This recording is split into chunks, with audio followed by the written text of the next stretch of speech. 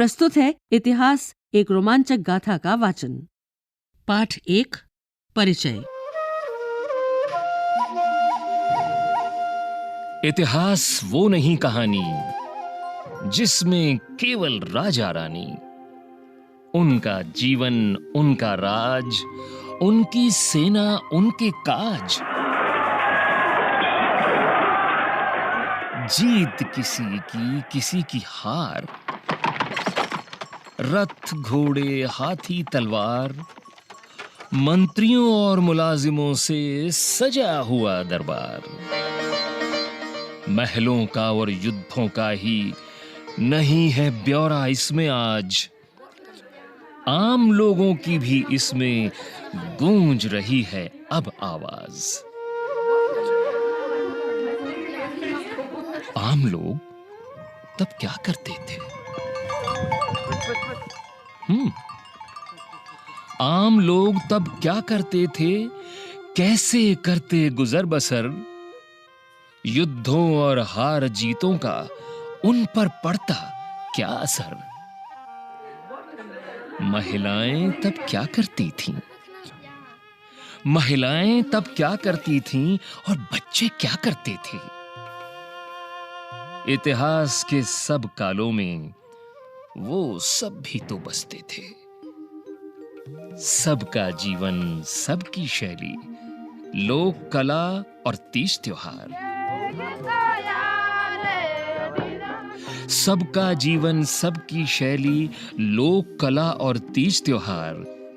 इतिहास में आज सभी हैं, नहीं खास कोई, न है आम। हाँ, इतिहास में आज सभी हैं, नहीं खास कोई, न है आम। कि मनुष्य किस प्रकार अपने प्राकृतिक और सामाजिक परिवेश को समझने का प्रयास करता रहता था और किस प्रकार वो अपने जीवन को सरल से अधिक जटिल बनाता चला गया, अर्थात खाना, कपड़ा और आवास की जरूरतों को पूरा करने के क्रम में उसने किस प्रकार से मनोरंजन, रोजगार आदि की जरूरतों को पूरा करना शुरू कर दिया। स्वयं को जीवित रखने के लिए मनुष्य प्रकृति के रहस्यों को समझने का सतत प्रयास करता रहा है। मानव ने सुरक्षा, उत्पादन, परिरक्षण और संरक्षण करना सीखा। इससे उसका जीवन अधिक व्यवस्थित और स्थिर हो गया। क्यों पढ़ें हम इतिहास? इतिहास एक रोमांचक यात्रा है। ये यात्रा तुम्हें समय और संसार के आर पार ले जाती है। आज हम जिस दुनिया में हैं, उसे बनाया है हमसे पहले आए लोगों ने। उनके जीवन के सुख दुख, अपने युग की समस्याओं से जूझने की उनकी कोशिशें, उनकी खोजें और आविष्कार, इन्हीं के ताने बाने में तो मानव समाज बदला। हम लंबे अंतराल में धीमे धीमे होने वाले परिवर्तनों का असर इतिहास के झरोखे से देख पाते हैं। इतिहास पढ़कर हम समझ पाते हैं कि आधुनिक दुनिया अनेक सदियों से हो रहे बदलावों का परिणाम है। पाठ 2। एक समय था जब मनुष्य शिकारी था और भोजन संग्रह करता था। बात है ये बड़ी पुरानी, ये है सच्ची एक कहानी।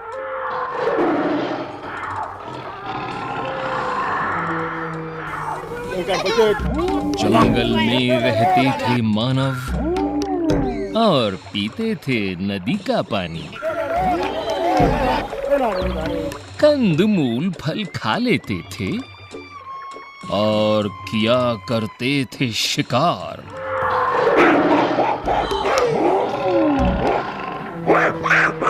दूर दूर तक घुमा करते, पाने को अपना आहार। न थी सड़कें, न थी गाड़ी, न होती थी खेती बाड़ी, ना ही शहर थे, ना थे गांव, ना थी रेलें, न थी ट्राम, नहीं हुआ करते थे तब घर, और न होते थे औजार। अंधेरी गुफाओं में सोते थे। अंधेरी गुफाओं में सोते थे, पत्थर थे उनके हथियार। कभी कभी जब फुर्सत मिलती, बैठ के वो सोचा करते, नदी कहां से लाती है जल, पेड़ों पर कैसे लगते फल, कैसे उग जाता है पौधा, रात को क्या सूरज भी सोता, क्यों जंगल में लगती आग, देख जिसे सब जाते भाग।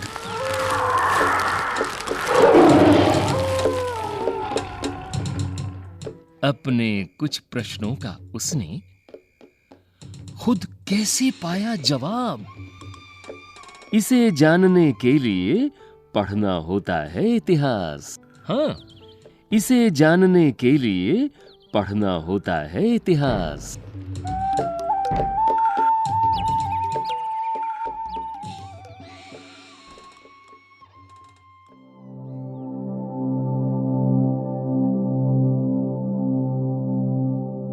आपके पास पढ़ने के लिए पुस्तकें हैं, विद्यालय हैं, जहां आप सीख सकते हैं और ज्ञान प्राप्त कर सकते हैं। भोजन पकाने के लिए आग है, भोजन संग्रह करने के लिए बर्तन हैं, पहनने के लिए वस्त्र हैं, दूरी तय करने के लिए साइकिलें या बसें हैं, खेतों की जुताई के लिए हल हैं और चीजें खरीदने के लिए पैसा है, आदि आदि। एक पल के लिए कल्पना कीजिए कि आपके पास ये सब नहीं है और आपको प्रकृति से भोजन प्राप्त करना पड़े तथा बिना पका भोजन खाना पड़े, घने जंगलों और मैदानों में लंबी यात्रा करनी पड़े, अपना घर स्वयं बनाना पड़े आदि। जी हाँ, हजारों वर्ष पहले ऐसा ही समय था जब पुरुष, महिलाएं और बच्चे इसी तरह जीते थे। वे खानाबदोशों की तरह एक से दूसरे स्थान पर पेड़ पौधों, फलों और जानवरों की तलाश में घूमते फिरते थे। उनका जीवन शिकार करने और भोजन संग्रह करने पर निर्भर था।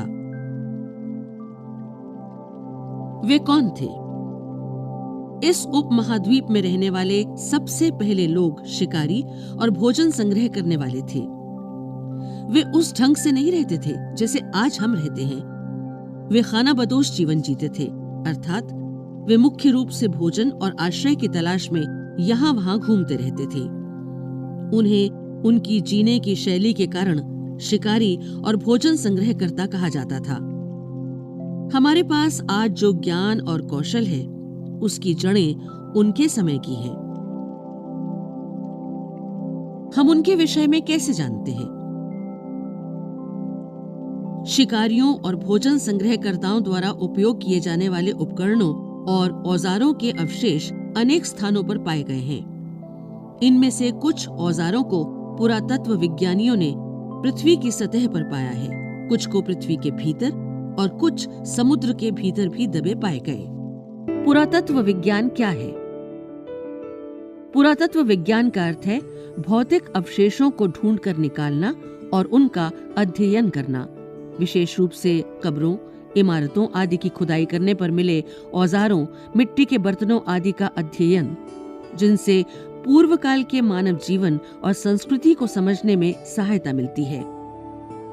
पुरातत्व विज्ञानी कौन होता है?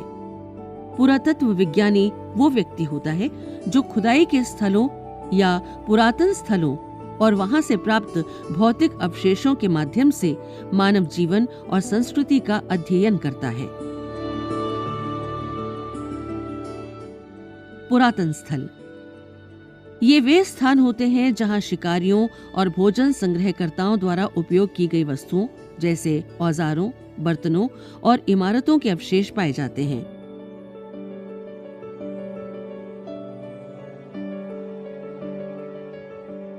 इस पृष्ठ पर एक चित्र है। ये चित्र फ्रांस की एक गुफा का है। इस स्थल की खोज 100 से अधिक वर्ष पूर्व विद्यालय के 4 छात्रों द्वारा की गई थी। इस प्रकार के चित्र लगभग 10,000 वर्ष पूर्व बनाए गए थे।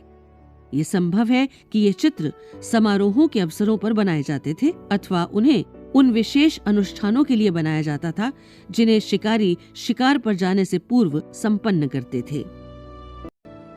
भीमबेटका में चट्टानों पर पाषाण युग के चित्र आश्रय स्थलों पर पाए गए। भीमबेटका आश्रय स्थल मध्य प्रदेश के रायसेन जिले में स्थित है तथा ये भारत में प्रारंभिक मानव जीवन के अवशेषों को प्रदर्शित करते हैं। पुरातात्विक प्रमाणों के आधार पर हम शिकारियों और भोजन संग्रहकर्ताओं की जीवन शैली के तरीकों के विषय में जानते हैं। शिकारी और भोजन संग्रहकर्ता जिन गुफाओं में रहते थे, उनमें से अनेक की दीवारों पर भित्ति चित्र पाए जाते हैं। गुफाओं में भित्ति चित्रों के कुछ श्रेष्ठ उदाहरण मध्य प्रदेश में भीमबेटका और दक्षिणी उत्तर प्रदेश के हैं। विश्व के अन्य भागों में भी गुफाओं में भित्ति चित्र पाए गए हैं। ये लोग कब, कहां और कैसे रहते थे?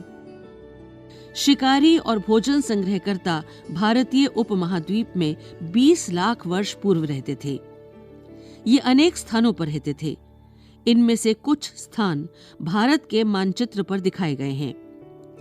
लाल त्रिकोणों से चिन्हित सभी स्थान वे स्थल हैं जहां से पुरातत्व विज्ञानियों ने शिकारी संग्रहकर्ताओं के रहने के प्रमाण प्राप्त किए हैं। मध्य प्रदेश में भीमबेटका ऐसा ही एक स्थल का उदाहरण है। लोग रहने के लिए इन गुफाओं को इसलिए चुनते थे क्योंकि ये गुफाएं वर्षा, गर्मी और हवा से उनका बचाव करती थीं। अनेक स्थल जल के स्रोतों जैसे नदियों और झीलों के निकट थे। लोग भोजन की तलाश में एक से दूसरे स्थान पर जाते थे।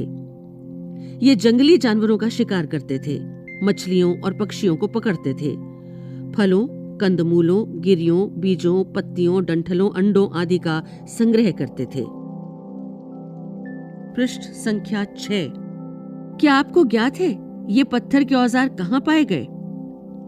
ये औजार अक्सर नदियों के कगारों में मिलते हैं, जहां प्राचीन मानव जंगली जानवरों के शिकार की खोज में घूमता फिरता था, या गुफाओं में मिलते हैं जहां मानव रहता था।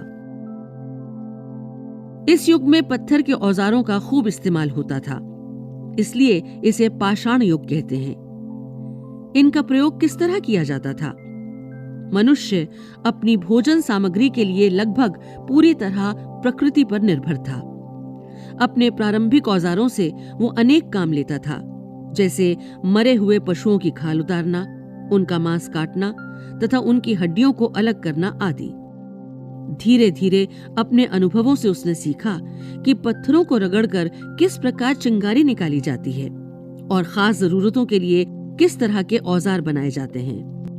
महिलाएं व पुरुष कौन क्या करता था? हमें महिलाओं और पुरुषों द्वारा किए जाने वाले विशिष्ट क्रियाकलापों की वास्तविक जानकारी नहीं है। ये संभव है कि पुरुष और महिलाएं अनेक कार्य मिलकर करते हों। ये भी संभव है कि कुछ कार्य सिर्फ पुरुषों द्वारा और अन्य सिर्फ महिलाओं द्वारा किए जाते हों। क्या आप ऐसे कार्यों की पहचान कर सकते हैं?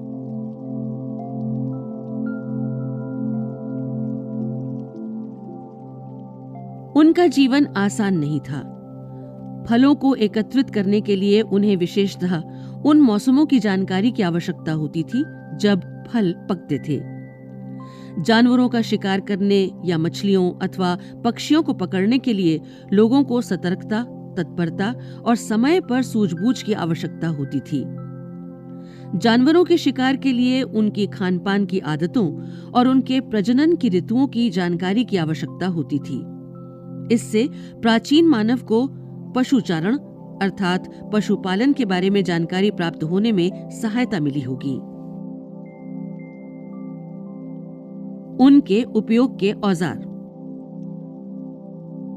संभव है कि लोग पत्थर, लकड़ी और हड्डी से औजारों को बनाते रहे हों, उनका उपयोग करते रहे हों। इनमें से पत्थर के औजार आज तक पाए जाते हैं। इनमें से कुछ औजारों का उपयोग मांस और हड्डी को काटने, वृक्षों की छाल निकालने, जानवरों की खाल उतारने, फलों को काटने और खाद्य कंदमूलों को खोदकर निकालने के लिए किया जाता था। औजारों का उपयोग लकड़ी काटने और शरीर पर पहनने के लिए जानवरों की खाल को सीने के लिए भी किया जाता था। इनमें से कुछ औजारों में शिकार के लिए हड्डी या लकड़ी के हत्थे भी लगे रहते होंगे। औजारों का खास महत्व होने के कारण लोग ऐसे स्थानों की तलाश करते थे जहां अच्छी गुणवत्ता के पत्थर आसानी से उपलब्ध हों।